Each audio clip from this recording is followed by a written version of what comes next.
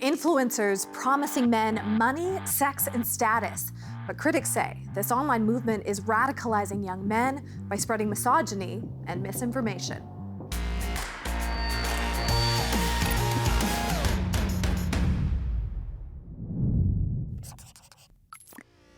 It's a fast-growing and controversial corner of the internet. The Manosphere is an online network of male influencers who focus on wealth, women, and fitness. And they're incredibly popular, some with a cult-like following and millions of online streams. But experts warn, some of the most extreme voices reinforce sexist stereotypes that are hostile towards women. Being equal to your girl, or this whole concept of egalitarianism, it's a f***ing lie, it's a scam. Women do not want an equal partner, they want a superior partner. So, be superior and then tell her to make a sandwich. We just shouldn't even think of Western women as real because it's just too masculine, too career-oriented. Like, women usher in all of the bad things that happen in society. These comments are often rude, crude, and designed to grab attention. But the Manosphere didn't emerge overnight. In the 1970s, as the second wave of feminism surged, men's rights groups began pushing back on changing gender roles. By 2005, male pickup artists went mainstream, teaching dating techniques that critics say were designed to manipulate women. Around 2012, a new idea took hold: the red pill. You take the red pill, you stay in Wonderland, and I show you how deep the rabbit hole goes. The term comes from the movie The Matrix, where it represents waking up to reality. In the Manosphere, that means society is biased against men, and all feminist gains come at men's expense. When I was 17, I fell down the red pill pipeline. This young man bought into the red pill ideology and opened up to The Guardian. And then before you know it, you're talking about, like, women are dogs and you need to train them. Critics say some influencers are tapping into men's frustrations with women.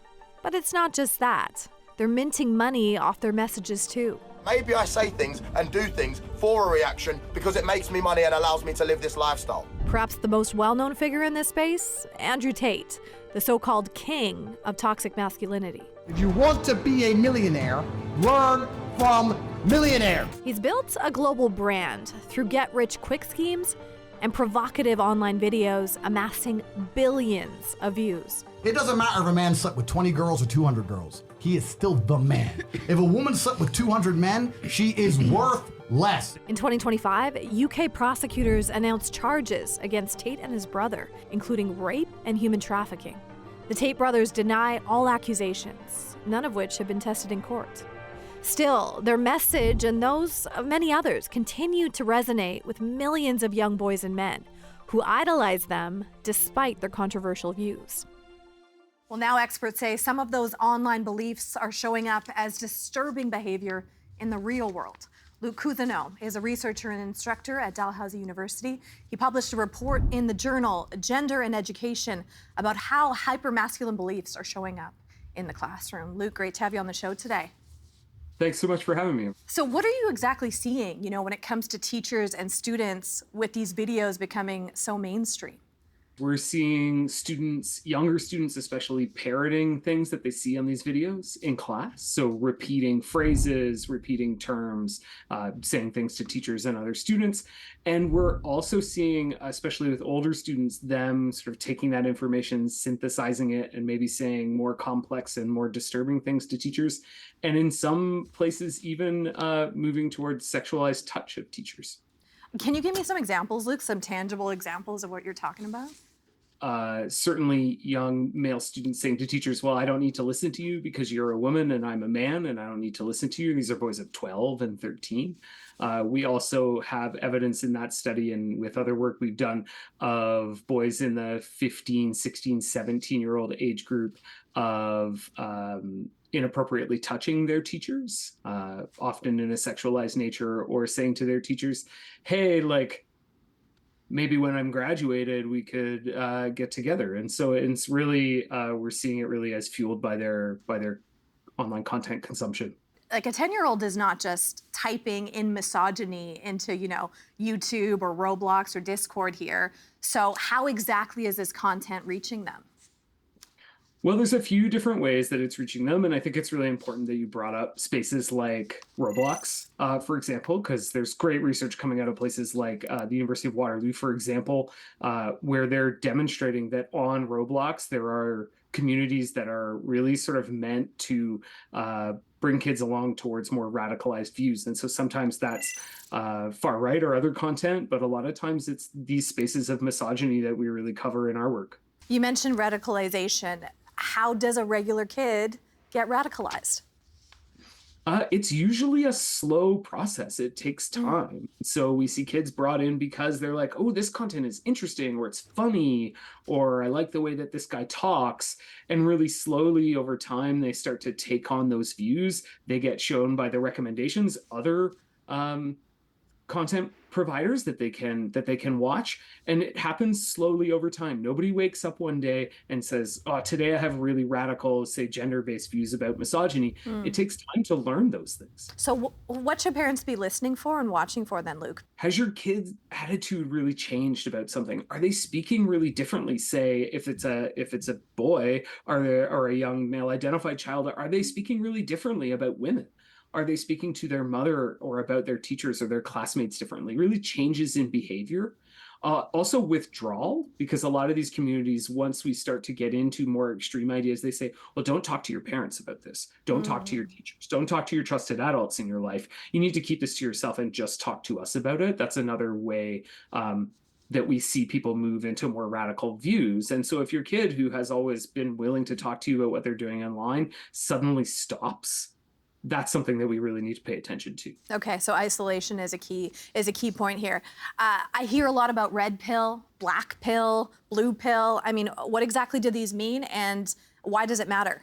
The idea of being pilled really actually comes out of the movie The Matrix, which a lot of people will be familiar with. In that movie, the main character is given the option, take the blue pill and go back into the simulation you live in, or take the red pill and wake up to the reality of the world. In the real world, what they really mean is take the red pill and wake up to the reality that it was started by misogynist men online, to the world is controlled by women, and you're at a deficit because you're a man. And here's how you make up that deficit, right? You get really strong, you make a lot of money, you go out and control people, whether it's your female partner or other people in your life at work, for example. And so the idea of being pilled is sort of waking up to that reality. I also think it's really important to mention the black pill, which is something we see particularly in the incel community, so involuntary celibates. And that's a really extreme form of nihilism, where they say the only way out of this is through extreme violence. I know the Manosphere is a big, wide-ranging group, but you would include incels in that group. There we see people who have come to a place mentally where they feel like there's no way out. They feel like there's no fixing the situation and the world, and that the only answer for them is violence, usually against others, and then sometimes against themselves. So it's a really defeatist, really nihilistic space. Incels originally weren't a violent group. They weren't a misogynist group. It was actually a support group started by a Canadian woman.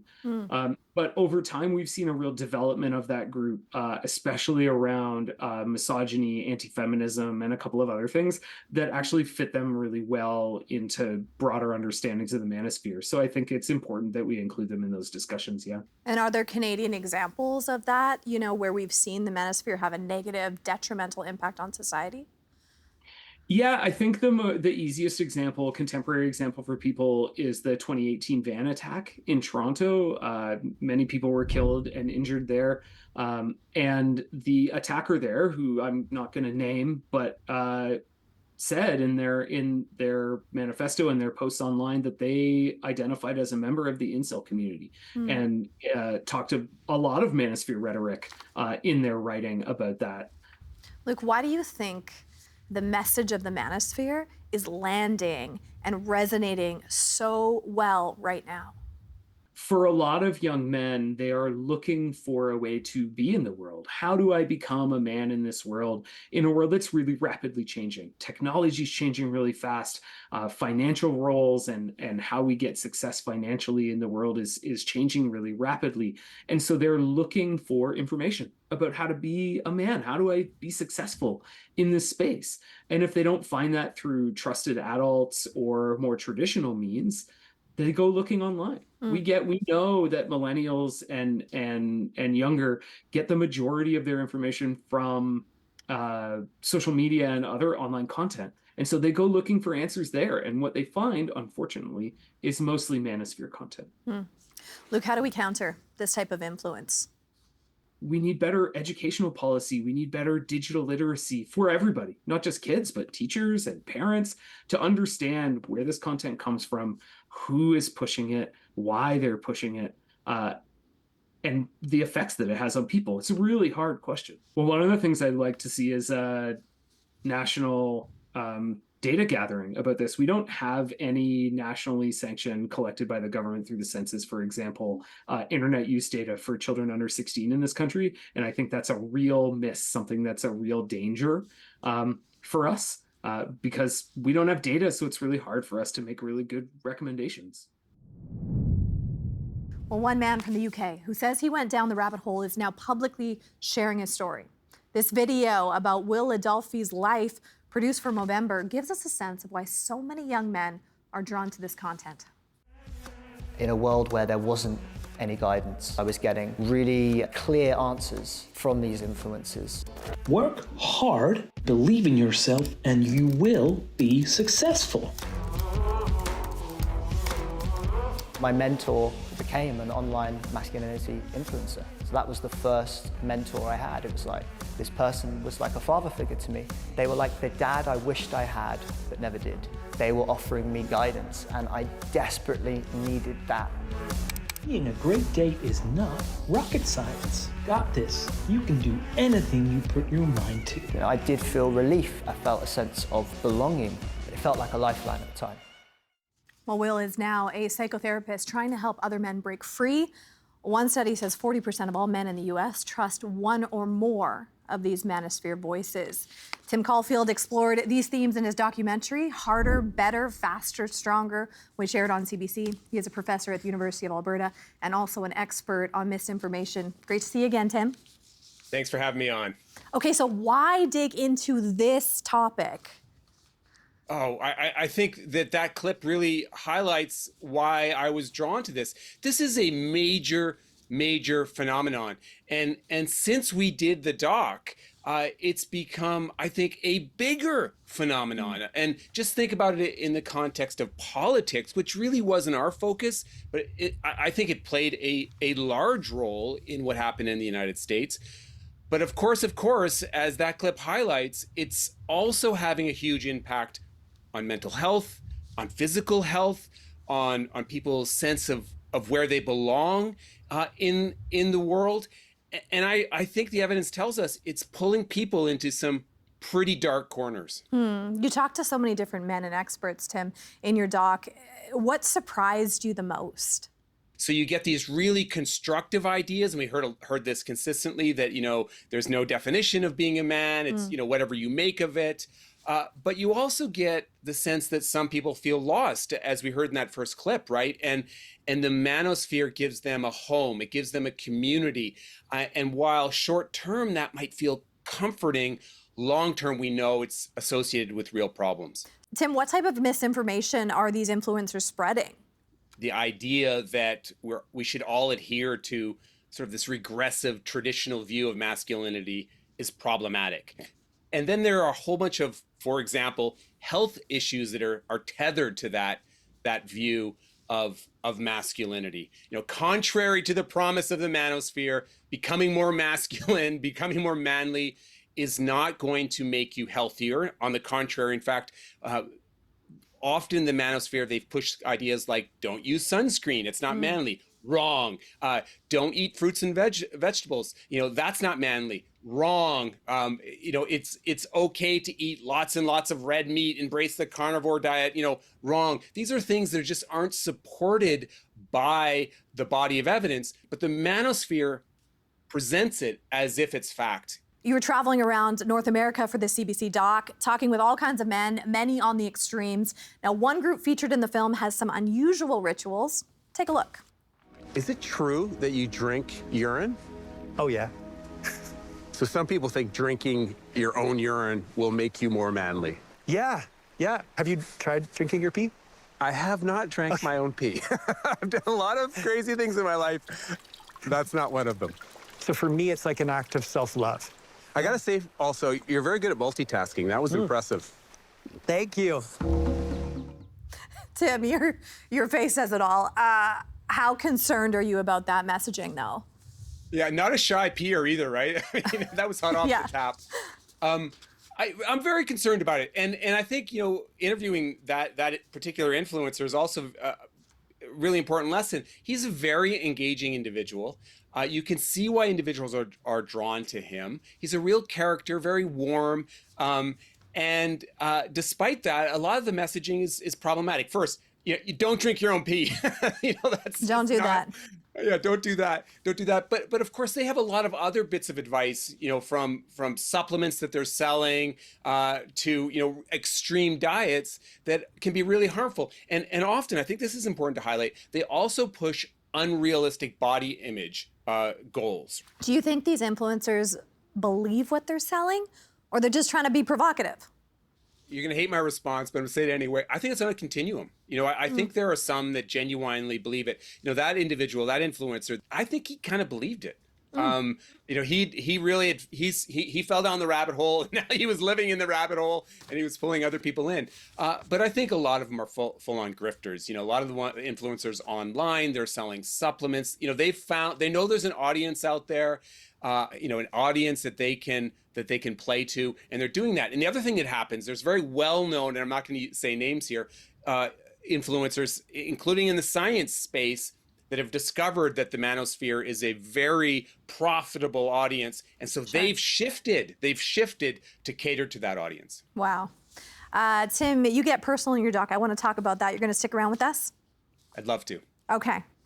Well, still to come, a mother's advice on de-pilling her son.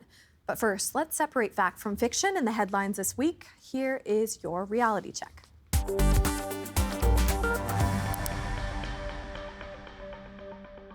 Could your next job offer end up costing you? Rumor has it, federal liberals want a new tax on Canadians working in the US. But how much are we talking? We as Canadians have subsidized my education to the tune of, you pick the number, $500,000? You want to go to the US? Give me back my money. That's enough to mess up your 5-year plan. But is it really happening? Not likely. That clip is from a real Liberal Party panel. But the man speaking, he's a former Google exec. He's talking about the brain drain of educated Canadian workers moving to the US. Feds told the news agency AFP there is no such tax. And there's no evidence Canada's actually working on this. So for now, anyone mulling a cross-border career change can rest easy.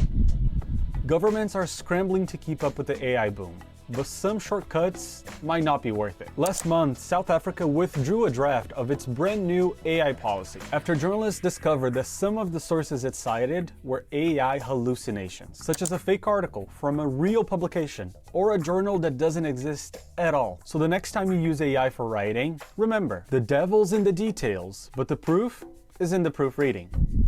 This one might have you saying, what the feathery friends. Viral posts say that a UK zoo had to separate 5 parrots because they just can't stop cursing at people. Apparently they've been at it for more than 5 years and even taught other birds to start swearing too. It sounds too wild to be true, but believe it or not, the potty-mouthed parrots are the real deal. See for yourself.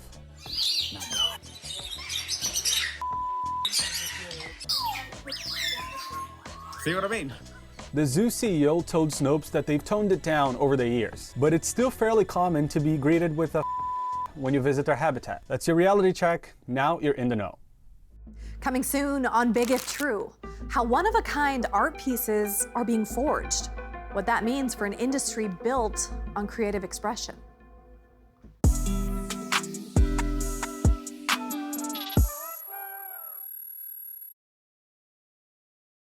While many young men are captivated by Manosphere content and sometimes influenced by its ideas, mothers are anxiously watching their children change.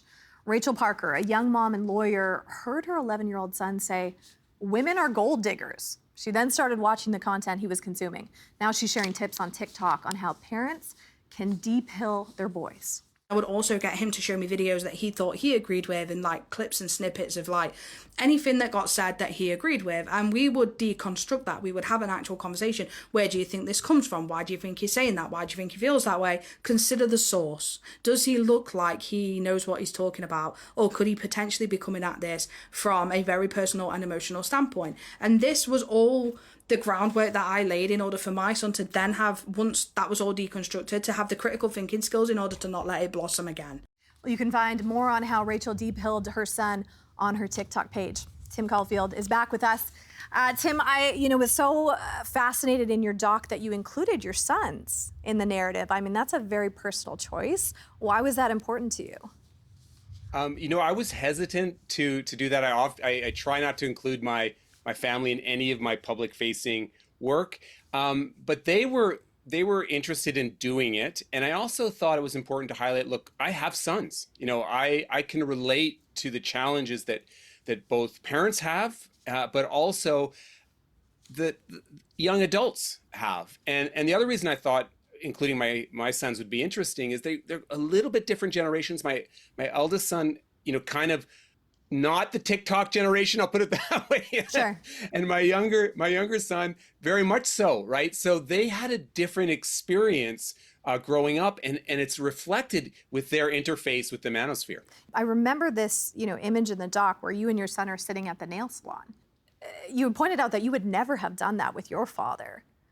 So even in your generation, I mean, there's been changes, massive changes when we talk about the word masculine. Yeah, my father would have been horrified by that, and my elder son, no problem at all. Like, it's just something completely normal that he does on a regular basis. We had a great time together, so I think that's fantastic, right? So I think it's important. The Manosphere is a problem, but I also think we need to celebrate the evolution and the progress that has happened. How do we combat, Tim, these harmful messages online that have become very mainstream? A lot of it is debunking the misinformation that is used to support the area, and you do this kind of thing on your show. This sounds trivial, but to remind people that eating more red meat is not going to make you healthier, right? Drinking your own urine is not going to make you more manly. Unproven peptides are not going to make you stronger and more attractive. Those little things, I think, help. It sounds like a small piece of the puzzle, but I think it's an important piece of the puzzle. And the other thing we need to do is, yes, we need to create spaces where, some men feel lost. They want to be heard, and we need to create spaces, social spaces, where they can find constructive, healthy communities. At the end of your doc, you asked a question to many of your experts about what is an ideal man. Do you have an answer to that question now? I love the idea that there is no ideal man, right? There is, and that's okay. That's exactly how it should be, and we should support people in whatever journey they want to take. What would you say to young men out there who are online, who might look at some of these mega influencers as their heroes, Tim? They are not your friends. They're there to make money. They're there to make a brand. They're there to sell products. And almost everything that they're pushing is not supported on evidence and is regressive and pulling not only you, but society in the wrong direction. Having said that, I think it's important to hear these individuals, to have empathy, and to try to point them in the right direction.